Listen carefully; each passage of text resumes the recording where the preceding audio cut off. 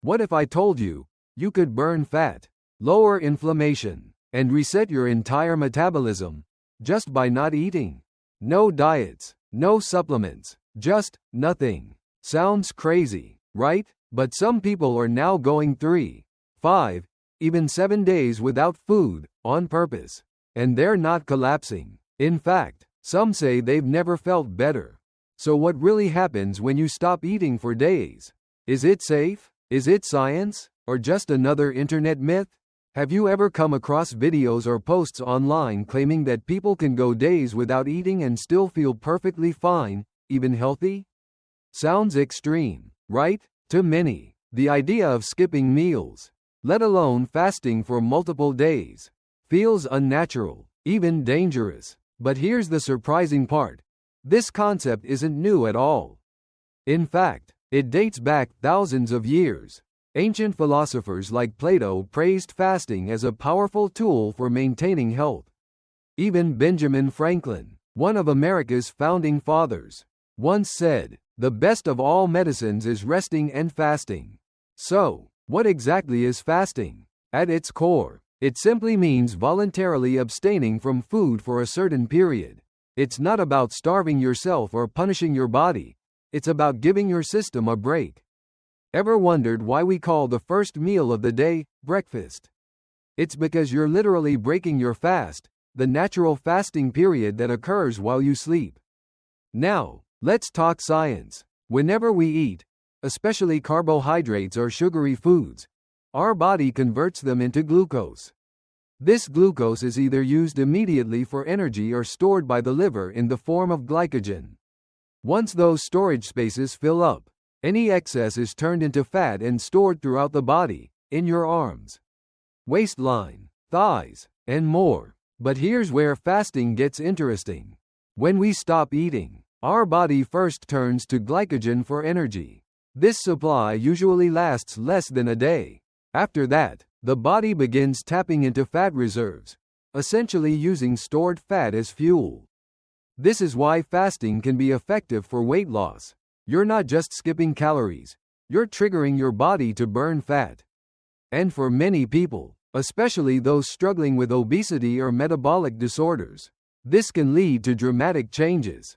Of course, it's natural to feel a bit scared. Won't I feel weak or dizzy? What if I faint? In reality, most healthy people can fast for a day or even several without serious issues. Many individuals who have tried extended fasting under proper guidance report feeling clearer, lighter, even more energetic. Some doctors have used fasting as part of treatment plans, especially for patients dealing with infertility related to obesity. In several cases, patients fasted for up to a week, and not only did they not collapse, their overall health improved. One of the body's most fascinating responses to fasting is called autophagy. This is when your cells begin cleaning themselves out, recycling old components, burning up damaged fat, and even targeting potentially harmful or precancerous cells. In simple terms, fasting doesn't just help you lose weight, it helps your body renew itself from the inside out. But what about those who are already lean? Let's say you're a woman who's 1.56 meters tall and weighs 48 kilograms. That puts your BMI at around 18.5, which is on the lower end of the normal range. If that's you, then extreme fasting isn't necessary, or even recommended. In cases like these, the goal shouldn't be weight loss, but maintaining a healthy balance. Instead of skipping food altogether, you might simply reduce meal frequency. Eating once or twice a day while cutting out sugar and refined carbs can still bring powerful benefits without stressing the body. And here's the big misconception. For years, we've been told that fat makes us fat, that eating butter, meat, or oil will clog our arteries and send our weight spiraling out of control.